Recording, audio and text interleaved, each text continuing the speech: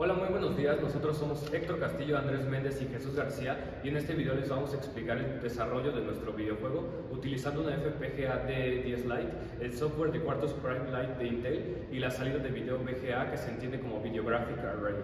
Este proyecto nos permitió adentrarnos en el diseño digital y la programación en VHDL, además de enfrentarnos al reto de generar gráficos en tiempo real sin depender de procesadores tradicionales.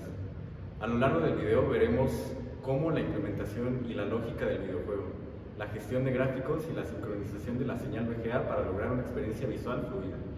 El estándar VGA en sí juega un papel clave en el uso del VHDL, ya que permite generar salidas gráficas directamente en hardware sin necesidad de software de alto nivel, facilitando así la visualización de resultados en una FPGA.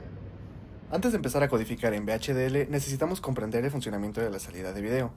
Este diagrama representa la resolución estándar de 640 x 480 píxeles utilizada en la señal VGA y muestra cómo la zona visible se enmarca dentro de los intervalos de sincronización, front porch o back porch. Estos porches son periodos de inactividad que aseguran una buena transición entre líneas y cuadros en la señal de video, permitiendo una visualización estable. Como se utiliza el estándar VGA para refrescar cada píxel, se debe tomar en cuenta la frecuencia de resolución deseada. En nuestro caso es una resolución de 640 x 480 a 60 Hz. La frecuencia de píxeles debe ser de 25.175 MHz. La tabla muestra la especificación de tiempos, tanto vertical como horizontal. La primera columna de tiempos está definida por el pulso de sincronía, la segunda por el back porch, la tercera por la zona visible y la cuarta por el front porch. Sumando los tiempos verticales y horizontales, nos da 525 y 800 respectivamente. Una vez entendido esto, podemos pasar a la codificación en VHDL para la creación del videojuego. Utilizamos una metodología top-down para mantener un mejor control del proyecto, dividiendo el videojuego en módulos y componentes específicos. Primero diseñamos un módulo divisor de frecuencia para reducir la velocidad del reloj, ya que la señal de entrada provenía de un contador de 50 MHz de la FPGA.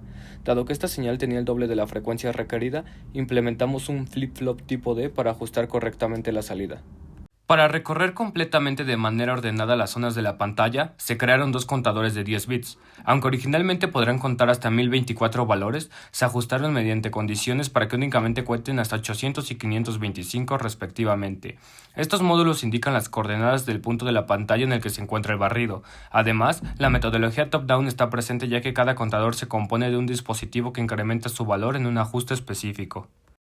Para la sincronización en una señal VGA es necesario generar señales de sincronización vertical y horizontal, por lo que se requieren máquinas de estado finitas que indiquen cuándo se debe actualizar la imagen en la pantalla y en qué región se está ahora mismo. Además, garantiza que los datos se presenten en el orden correcto. Por otra parte, para manejar las transiciones entre los estados definimos un proceso combinacional en las máquinas de sincronización vertical y horizontal. Aquí es donde nos es de utilidad los contadores de módulo 800 y 525.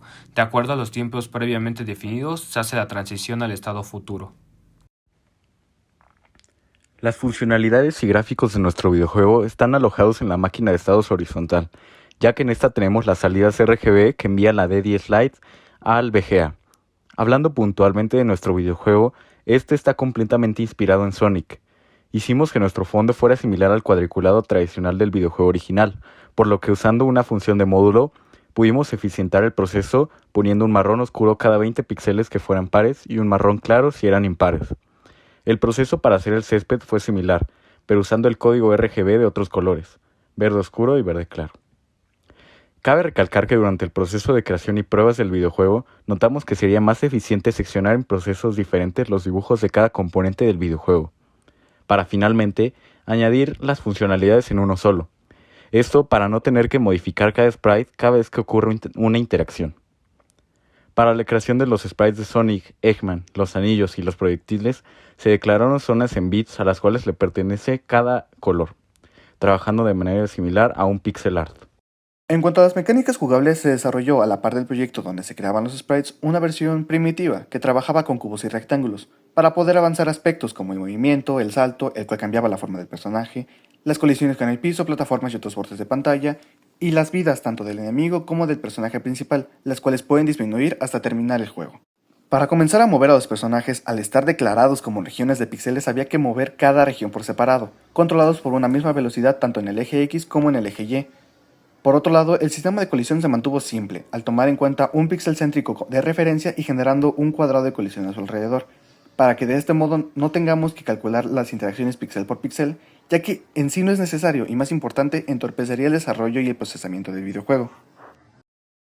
Como conclusión de este proyecto debemos de notar la importancia y la facilidad que nos brindó el trabajar en paralelo, ya que pudimos avanzar eficientemente en el proyecto además de compartir mutuamente nuestros errores y recomendaciones con el otro gracias a la herramienta de visualización y depuración que nos ofrece Quartus.